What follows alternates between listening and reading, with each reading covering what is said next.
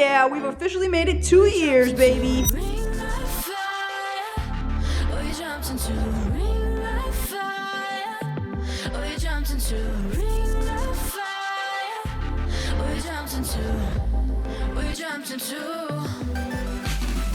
What's going on, guys? Welcome back to another Fish Friday. Today we are taking a deep dive at what 2 years in the Red Sea Max 250 looks like. I can't believe it has been 2 years already. Actually, we kind of passed it. Running around like crazy, so I haven't had time to do the update video, but we're like 2 years and almost 2 months in, I think. I'm pretty sure. I think I got it in February.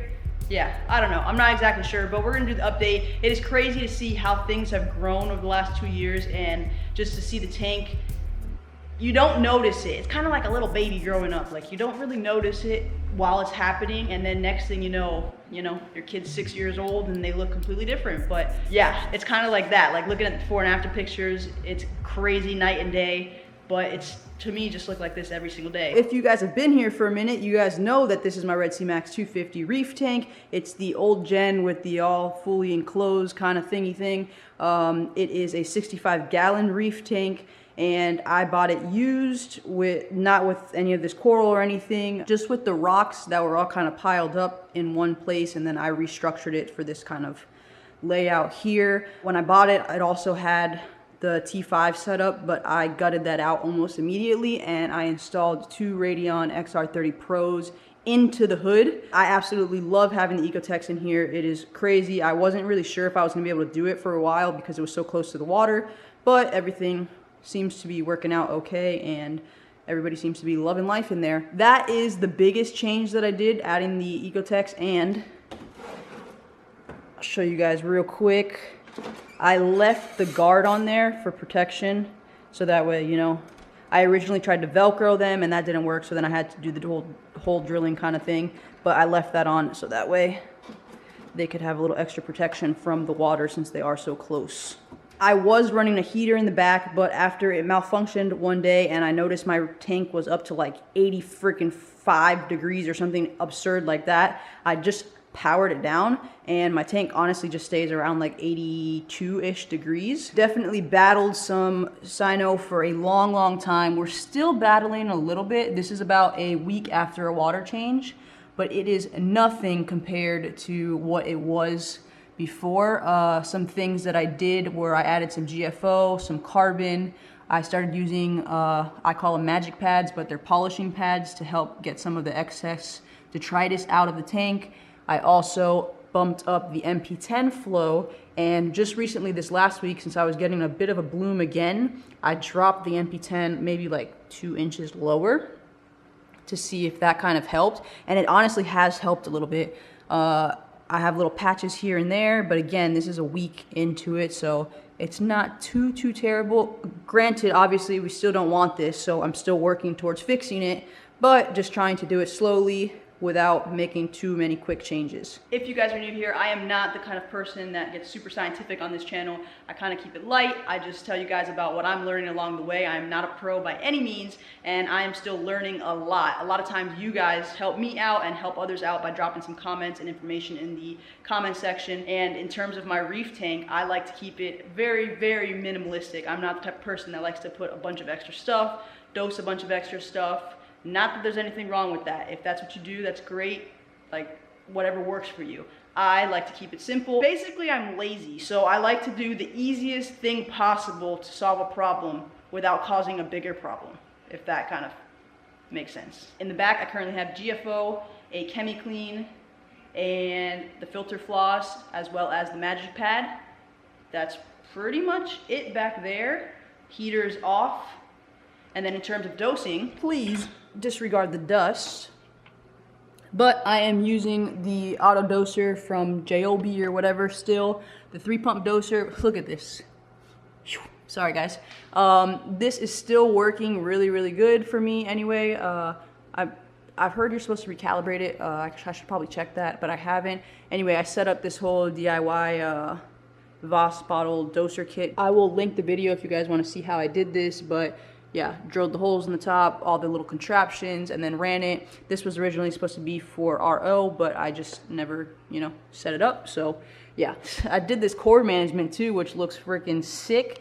This light died pretty fast, so that doesn't really work, but you know, it looks good. It looks like it knows what it's supposed to be doing. MP10 controller mounted to the left here, just because I don't ever take it off, but at least it's cleaned up and out of the way. That's all ran back there. In terms of dosing, I'm only dosing alk and calcium. As you can see, I'm out of alk, but I just dosed the Red Sea stuff. I need to get the bigger container to make it cheaper because I am not so much the calcium, but I am running through the alk, which is not great for my wallet, but it is what it is. I don't really want to change it just because it has been working so good, and like, why change something if it's working good, you know? In this drawer, we just got a mess of supplies, food, water, yada yada, and then we got the sticker collection. If you guys haven't already, go support the channel, pick up your Leda merch. Hey, there it is. It is amazing what freaking orange sunglasses and blue lights can do for a reef tank. Am I right? Like, this is just so sick when you put these things on. I love how full the tank is looking.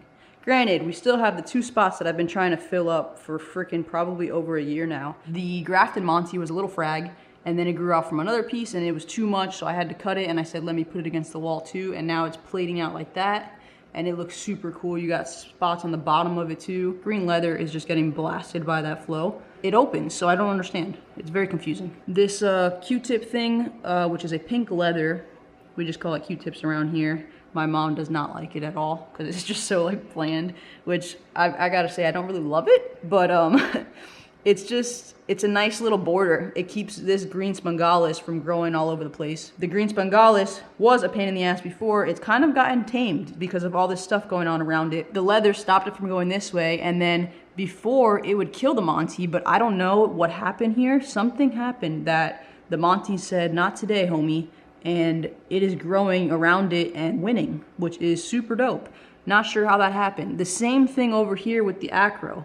Before, the acro would touch the Monty and completely kill it, and now I don't know what happened, that they are kind of like meshing together. I'm not sure, I didn't change anything, so I don't know if they just became friends or what the heck happened. But this acro has also grown crazy. It started from a pretty small frag. I've fragged a ton of it, and it just like is about to come out of the water. This freaking blue sponge, I have trimmed a bunch of times already. If you guys want any of this, if you guys want any of the frags in my tank and you're local, hit me up, I'll trim whatever. This guy was a little frag like this big, and I dropped it in the rock hole. Completely forgot about it, and then this started sprouting out. And this is that I took off, look, you can see a piece here. There was a whole nother layer right here that was just like too much. It was covering everything, and I was like, no, this has to go. I mean, it looks cool, and then my chromies used to swim in it, which is cool. I also lost a chromie recently. It used to be 3. I don't know what happened to the other one. It just disappeared. So unfortunately, I think somebody got him. That guy, I love it. It is sprouting, and I'm super pumped about it just because it is so pretty. It's losing some of the orange and yellow that it had. It still has some of it in there, but it had a lot more. The only shitty part is that I can't really frag it because it's growing onto the rock, so I'd have to cut the rock and whatnot. This C3PO hasn't really done anything. It's just been chilling. I mean, it's growing onto the rock a little bit now, but nothing too crazy. Thing below it, same thing, is a, I don't know the name of it. I called it like something space just because it looks like a galaxy or something. These two have just pretty much taken over that rock, and then they're just slowed down. But it's a cool little section, and then you guys all know about the Zoa garden. We got some Bam Bams. We have King Midas, we have scrambled eggs. The green ones are radioactives. I think the orange with the purple center might be birds of paradise or something like that, maybe. I could be wrong, probably am wrong, not sure. We got eagle eyes, and then we have over here, I don't remember what they're called, maybe fire and ice, maybe not. They've pretty much chilled out. Bam Bams are definitely probably one of my favorite Zoas, and the scrambled eggs. Those two are definitely, and the radioactives. That's like a whole little good section over there.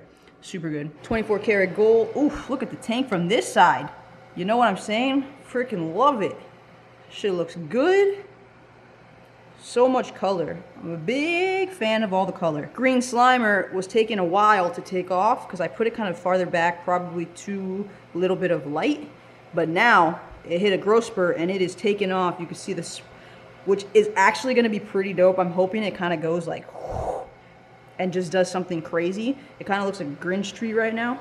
But if it does that, I'm going to be super pumped, because how cool would it look if that thing is just like tree branches coming over all this rock. Super freaking sick. And then behind that, we put some sort of Euphyllia garden. So then it will be like the trees and the rock. You guys get what I'm saying? I hope you do. This guy also completely died and then has came back. He's just chilling there. And I'm finally getting some mushrooms to grow in this corner right here. I was having the hardest time getting something to grow here. I threw a freaking stick of mushrooms and finally they are doing some work. The Duncan has taken off as well.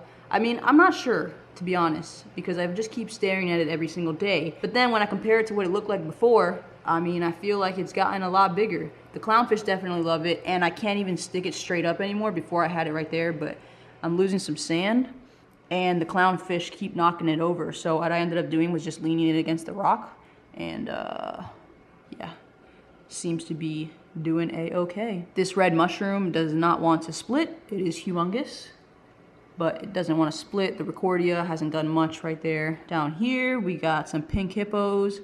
I have pink hippos here, and those started with 3 polyps that I stuck, I think it was 3 polyps, that I stuck up there, and then I ripped it off here. Rainbow infusions also started off with just a couple, and now it's like this. Good news, this green mushroom finally split. The only bad thing is, I think it's slightly stinging these rainbow infusions, because, I don't know, they've just been like a little curled up, and whoa, what are you doing, buddy? Having fun? And they've just been like a little, like not fully puffed up, and I'm pretty sure it's due to those mushrooms. If you guys know if that's probably the reasoning why, drop a comment and let me know, so I know if I maybe, I don't know what I would do, maybe break off the mushrooms from this rock or something, because these are kind of all worked into there, so I'm not really sure. I wouldn't be able to take the zoas off the rock, but maybe the mushrooms? I don't know. Hollywood Stunner, you know, classic. Thank goodness it kind of slowed down a little bit. I bought that as a frag, and that was one of the first things. Ooh, Quincy! My boy! Quincy's a G. He's gotten humongous. Like, huge. That boy big. He's probably one of my favorite creatures in the reef tank. These guys haven't really grown much, but I love them. They're nice and bright in the center. I never found out what this chalice was called. It's pink with like orange and green a little bit on the rim. It also looks like it's getting some weird spots right now, which is not good. I don't know what that is. Looks like some sort of disease or something, which is not good at all. I don't know what I need to do, but I need to figure that out. Back there, we got the Space Invader chalice, which has completely just sprouted out back there. I have some more hidden jack-o'-lantern there. That's from this, you know, the mother colony is up here, but it's getting kind of shaded out. I need to break off all this and give it some more light a little bit. Nothing really happening with these frog spawns. They kind of just chill there. So that is what it is. I forgot what this was called. Red with teal. It is sprouting off too now. I think I only had a very small piece of that when I first put it there, and it is doing good. It would be so cool if it takes over all this. That would be sick. Down here, we have the rainbow trolls. Also started with just a few polyps, and they just keep growing out, which is super cool because they're a really pretty zoa. The Halle berries, which took over this entire rock and then kind of stood there. Well, they didn't stand there. They just kind of hung out there. Utter Chaos never really did much, and now I see that these freaking, I didn't even notice, but these Halle berries are kind of overtaking them, so I have to see if the Utter Chaos are on a frag rack, and I could probably take them out of there before they get completely destroyed. We got some Blastos. Don't know the names of them, but I gotta fix him. But they have chilled. They're a little closed up right now, probably because I cleaned the glass. This guy was almost dead at one point and then came back. And this one, I'm pretty sure I got with 2 heads, and now he's just completely surrounded. The Bubblegum Digi looked really, really good at one point, and then with the anemone, it died. And I'm actually so surprised that it has come back now, and it is thriving. It is thriving, and the same thing with the Season's Greetings. That was pretty much completely dead except for a tiny little piece that the anemone didn't kill. And now look at it. That thing has just exploded. War Coral, could not get it to grow. I had it over here in the beginning for like the first year. Kept tipping over, rolling off. I would glue it, it would come off. Boom, boom, boom. Finally put it back over here and jammed it into the rock. And look at it now. That thing is friggin' taking off. I don't know what's gonna happen when it starts running into everything. This looks pretty dope here though. The red with the green, the contrast, and then the green on the top.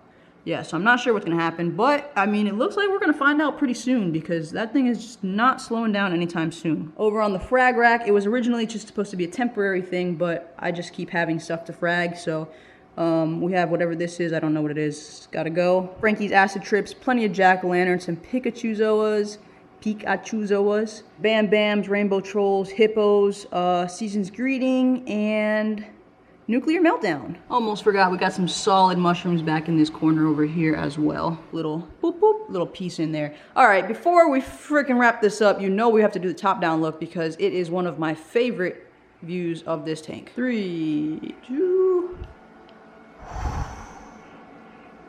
Oh my goodness. That is the one not good thing about having an enclosed tank. You don't get this view. Look, the corals are growing so much, they're growing outside of the water. That's insane. Like how? I don't understand. And yes, I know that I shut the water off, but there is still coral growing out once the water is on as well. Woo.